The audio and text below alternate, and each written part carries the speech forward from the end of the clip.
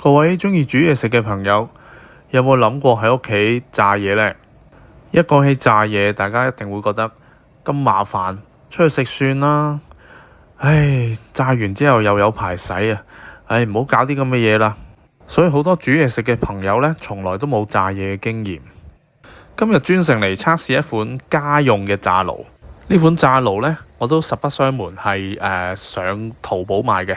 因為我 check 過電力負荷到嘅關係呢，我將佢改成香港嘅13A 插頭，其實都好快，15分鐘就改好噶啦。由於屋企人都好中意食炸嘢嘅關係啦，炸雞翼啊、炸雞髀啊、炸魷魚鬚啊、西多士啊等等等等，所以我真係好希望呢部嘢係可以令到我經常用到佢嘅。今次呢部機我會測試佢嘅性能啦。乜嘢性能呢？第一樣就係容唔容易去控制啦，專唔專業啦。第二樣就係即係佢嘅溫度會唔會忽上忽落啊，唔穩定啦。第三就係炸得多唔多嘢啦。第四就係容唔容易清洗嘅。事不宜遲，我哋即刻開箱睇睇。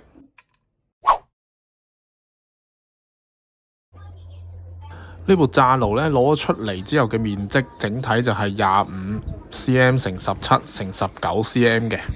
咁佢有大啲同細啲 size 嘅，咁呢一部呢，大概擺咗喺我屋企廚房嘅雲石面嘅大概唔到一半啦，1/3左右嘅面積，咁佢算幾慳位㗎啦呢部嘢。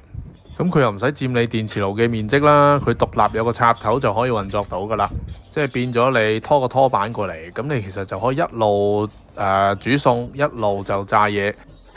咁頭先講咗佢係用大陸嗰啲三腳插㗎啦，咁我 check 過，其實佢都係個功率同埋電壓其實都符合香港嘅，咁所以我就將佢轉咗做個13A 插頭啦，一勞永逸就唔使咧加個轉插落去驚漏電咁樣啦。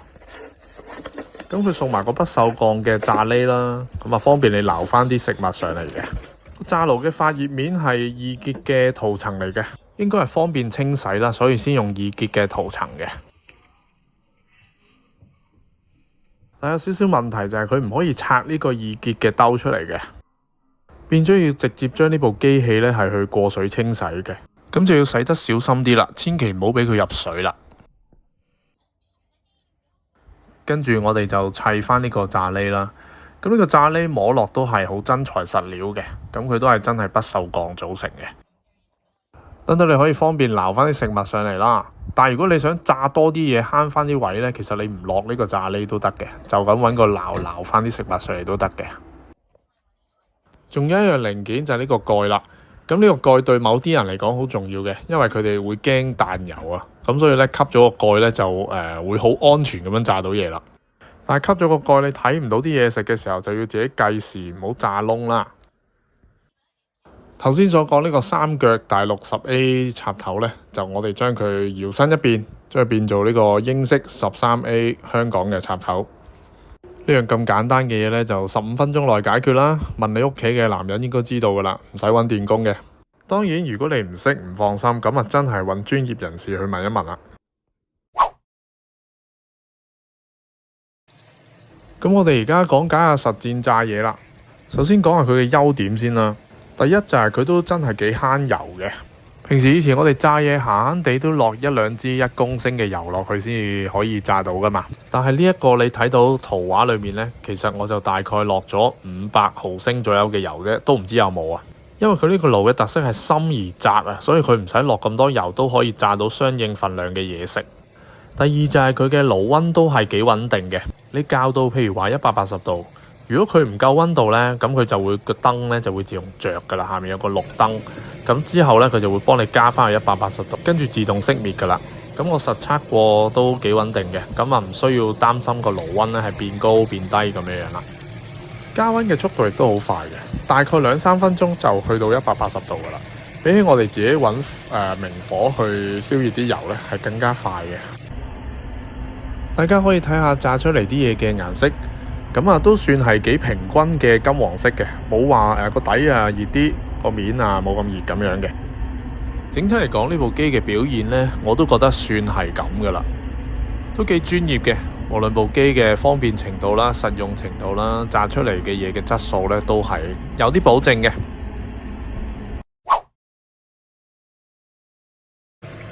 嗱，缺點方面呢，就真係認真講啊，100幾蚊呢部嘢都算幾滿意㗎啦，真係同你出面廚房專業炸出嚟其實冇乜分別嘅。但係如果你要我夾硬講佢兩個缺點嘅話呢，咁都揾到嘅。第一就係佢真係炸得好少嘢嘅。如果以一般雞翼嚟講呢，佢大概係炸4隻至3隻左右嘅啫。如果你屋企多人啲嘅話，都可能要分好多次炸。炸隻雞髀啊，大概真係每次炸1隻啦。如果半隻雞咁樣攞去炸到做炸子雞嘅話呢，咁就應該未必有可能噶啦。但係翻去個根本就係佢真係慳油喎。大概其實半支油多啲就可以炸到嘢噶咯喎。如果你話用嗰啲氣炸鍋嚟比，就真係唔使講啦，係冇得去比較，因為根本氣炸鍋就唔係炸啦嚇。佢近似嘅原理係焗熟啲嘢啦嚇，係焗爐咁樣嘅作用嘅。同炸嘢出到嚟嗰種油香啊香脆係冇得比嘅。氣炸鍋做唔做到呢個炸嘢嘅效果呢？絕對係做唔到噶。所以大家就真係唔好痴心妄想，覺得氣炸鍋呢係可以取代到炸爐啦。佢最多係幫你將你喺外面買翻嚟炸好咗嘅急凍食品去翻熱翻，等到佢有炸嘅效果嘅啫。嗱，第二個缺點呢，就當然梗係清洗啦。正如我片頭所講，佢呢個炸嘢嘅易潔鑊載具呢，同佢嘅發熱線嗰個部分係唔可以分開嘅。但係佢就有一個射水嘅位置啦，所以佢就正常嚟講，你如果小心啲清洗，佢係唔會入到水落去嗰個發熱線嘅位嘅。我要小心啲啦，喺呢個易潔嘅塗層裡面呢，就不斷咁樣係沖洗，跟住之後倒咗啲水佢。咁你可以加呢個洗潔精落去洗嘅。咁啊，因為佢易潔塗層啦，所以你可以用海綿啊、洗潔精啊，咁樣就容易啲去油咯。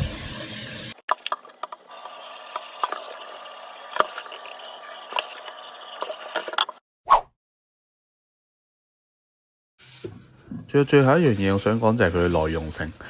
一般我哋出面嘅商用炸爐咧，其實都係用不鏽鋼嘅面去做嘅。係啊，咁佢呢個易潔塗層當然係易清理啦，但係佢嘅耐用性就係一個疑問啦。因為一般你用易潔鑊咧，其實半年貨仔用半年就會有啲裂痕啊等等嘅嘢，就會要去換啦。咁佢呢個就淨係加熱啫，就冇揾個鑊鏟去刮佢嘅。理論上就冇咁傷嘅。不過我估你常用嘅話，其實1年左右應該都要換噶啦。咁但係我覺得都好抵啦，100幾蚊玩1年。最後我對呢部嘢做一個小小嘅總結。當初我收到呢個玩具嘅時候呢，其實好開心。我稱呼佢係玩具啦嚇，竟然係可以俾我喺屋企度好輕鬆咁炸到嘢，仲要係好專業嘅質素嚇。重點係好慳油，1支油都唔使就可以炸到嘢啦。同埋個性價比啊，100幾蚊就呢部嘢。但唔係賣廣告啦嚇，都要講翻少少缺點。對於一啲家族成員好龐大嘅家庭嚟講呢，咁佢真係炸嘅量係不足嘅。同埋佢嘅易潔塗層又冇得拆出嚟啦，咁呢個清洗就真係要小心啦。最後都有個耐用程度啦，你都係要當佢好似易潔鑊咁樣玩半年至1年就要換一轉。不過真心講啊，100幾蚊俾你炸1年嘢，你哋認為抵唔抵呢？話俾我知啊！同埋如果你淨係炸得1、2次，啲油唔好嘥咗佢，記得留低佢，揾張濾紙濾乾淨嗰啲殘渣，跟住剩翻啲油可以繼續用噶，好似圖中咁樣。好啦，呢個測試報告去到呢度啦。咁如果中意呢條片嘅話呢，就歡迎咧 comment、share、like 同埋訂閱我哋嘅頻道。我哋下次再見，拜拜。